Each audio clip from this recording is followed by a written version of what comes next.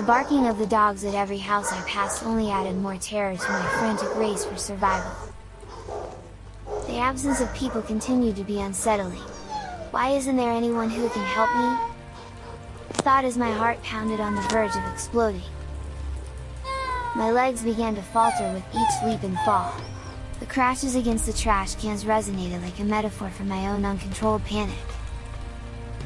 With every step, I felt my pursuers closing the distance between us. I sensed their voices filled with mockery and threats. "You're ours, you little freak, Jew learner!" Thomas yelled, dripping with hatred and contempt. I wasn't sure if Jake and Terry shared that hatred or simply followed their leader out of loyalty, but that didn't matter anymore. Survival was the goal. I was willing to tell Mom everything. The abuse, the hallucinations, my fear, I just had to get out of this. Breathing heavily with my heart pounding in my throat, I struggled to keep running with all my might, desperately searching for a safe place or someone who could help me. The idea of being caught by Thomas and his gang was terrifying, and that possibility, the adrenaline produced by that sensation, was what kept me pushing forward despite the exhaustion and overwhelming fear. At the last house, after jumping over the backyard fence, I tore my pants and fell abruptly to the ground. With no time to lament, I stumbled to the door. I hid in the doorway, trying to catch my breath. I could hear the footsteps of my pursuers getting closer. The rain intensified, creating a veil of water that made it hard to see, for both them and me. The sound of the drops hitting the ground and the leaves of the trees mixed with the distant shouts of Thomas and his friends. I hugged myself, feeling the cold rain and fear running through my body like a wild, uncontrollable horse. "Don't let them find me," I silently prayed, closing my eyes and wishing to disappear into that dark, damp corner. With labored breathing, I suppressed the tears brought on by fear and desperation. This time, I'm sure they will hurt me badly, they might even kill me. The rain grew stronger, as if trying to destroy my refuge, a prelude to what was coming. "Find him, he can't be far," Thomas ordered his lackeys, shouting. I heard them jumping over the house's fence, and at that moment, when I gasped from fear, I experienced a sensation of being pulled, like when you sleep and feel like you're falling. Lying on my back on the ground, my mind struggled to process what had just happened. The sensation of being dragged through the door, against all logic and reality, left me stunned and disoriented.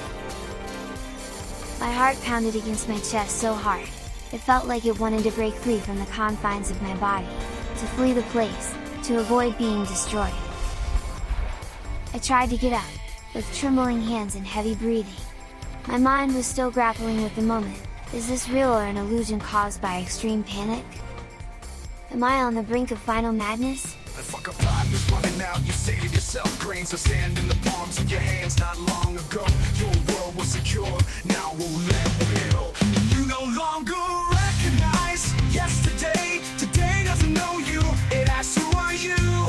How much sand is left? The more you close your hand, the more it falls. Plans made, now shattered. You walk, but the world is the one moving. You wanna get off, stop in a second. Everything changed.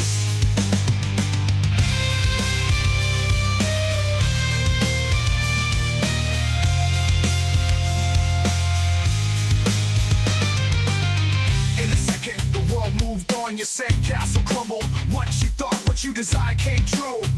Your ghosts reveal themselves. You knock on doors, but they are gone. The pictures no longer show you. You don't see yourself in them. Time replaced you. You want to cry, lament what could have been. The what if is the worst. Don't doubt, don't stop. Just a second is enough to make friends, to fall in love, to create a life. In a second you learn to breathe.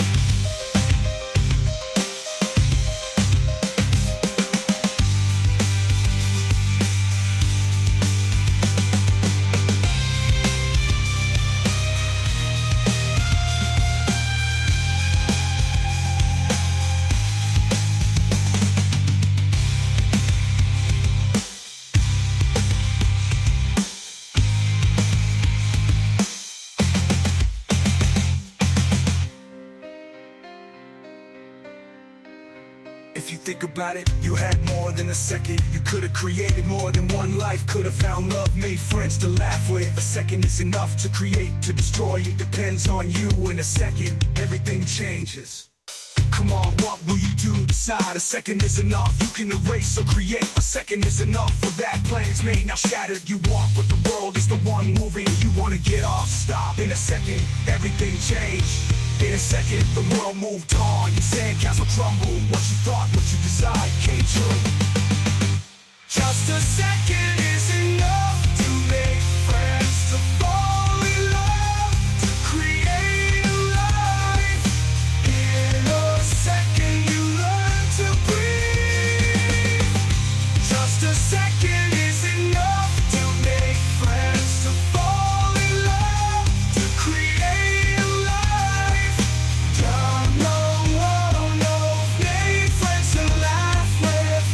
A second is enough to create, to destroy. It depends on you. In a second, everything changes. Come on, come on. Just a second is enough to make friends, to fall in love, to create a life. Don't know, make friends to laugh with. Just a second is enough to make friends, to fall in love, to create a life.